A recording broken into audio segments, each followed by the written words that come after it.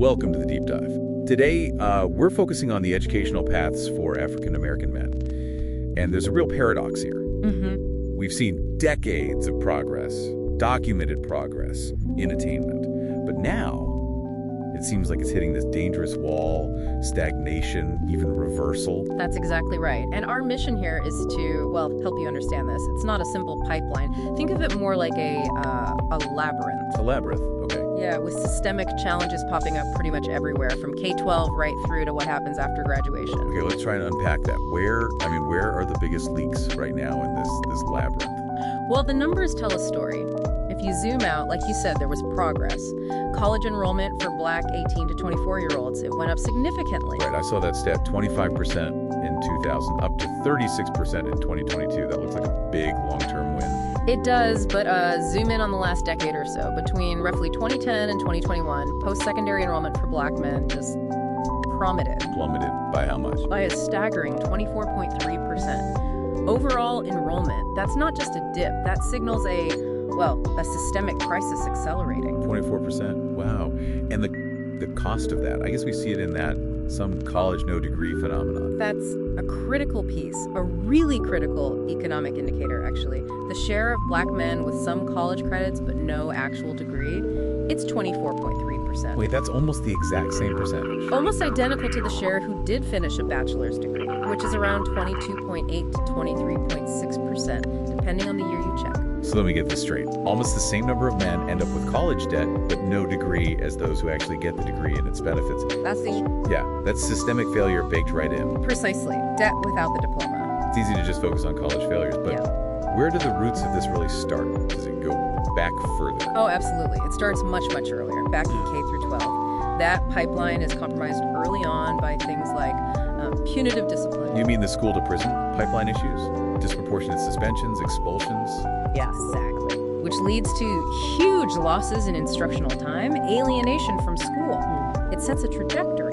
And the source material highlights one potential intervention here that seems really powerful: the lack of Black male educators. It's stark. They make up only, about 2% of the public school teaching force, a tiny fraction. 2%. And yet the research on their impact is huge, right? It's profound. Just one Black teacher by third grade makes Black students 13% more likely to enroll in college down the line. Yet two Black teachers, that likelihood jumps by 32%. It's a massive difference in expectation and connection. So if the data is that clear, 32%, what's stopping us? Why aren't we fixing that 2% representation gap? What are the structural things in the way? Well, it points to those deep systemic barriers again, doesn't it? Things like low teacher pay affecting recruitment, potential biases in hiring, retention challenges. Yeah. The same kind of issues that affect the students themselves. Right. And that complexity just gets amplified when students do make it to college. Intensifies, absolutely.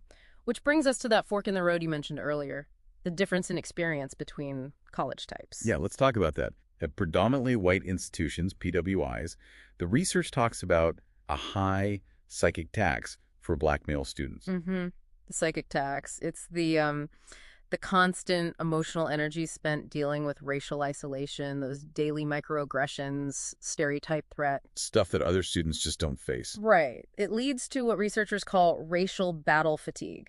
You're spending energy just navigating the racial environment, energy that could be going purely into academics. Okay, but then the contrast is, historically, Black colleges and universities, HBCUs, the sources frame them as powerful engines for mobility.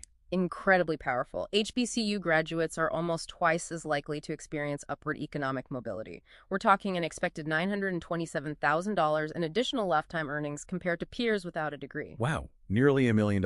And they provide that culturally affirming environment. They actively reduce that race-related stress, that psychic tax. So here's the paradox then. HBCUs seem like the most effective model based on this. Clearly, yes. Yet Black male enrollment at HBCUs has actually dropped. Significant. Dramatically. It went from about 38% of Black male college students attending HBCUs back in 1976 down to just 26% in 2022. So the best resource, the most supportive environment, is actually being underutilized now. That's the paradox we're facing. It's a major structural disconnect. And even for those who navigate all this, they get through the labyrinth, they graduate. The barriers still aren't gone, are they? Tell us about minorities' diminished returns, MDRs. Right, MDRs. It's like the final hurdle. Essentially, it means that even with the same credentials, like a college degree, the economic and social returns are often less for minorities compared to their white counterparts. The degree itself is somehow discounted in the real world. In effect, yes. Educational attainment doesn't erase the impact of systemic bias in the labor market and elsewhere. And the underemployment stats seem to bear that out. They do. Black college graduates are significantly more likely to be underemployed. Nearly 40% end up in jobs that don't actually require a degree. 40%. Compared to what for white graduates? Compared to about 31% for white graduates. So you have the credential, you likely have the debt, but you're still facing these discriminatory hurdles finding work that matches your qualifications. So wrapping this up, the takeaway seems clear. The system itself erects barriers. Every single stage. From the very beginning in school right through to the job market, that's why we need what's called an anti-deficit approach. Focus on changing the system, not trying to fix the students navigating it. Right. And key recommendations seem to focus on that systemic change, like really aggressive policies to recruit black male educators and serious investment in models we know work, like HBCUs. Exactly. Target the structural issues. So here's something for you, the listener, to think about.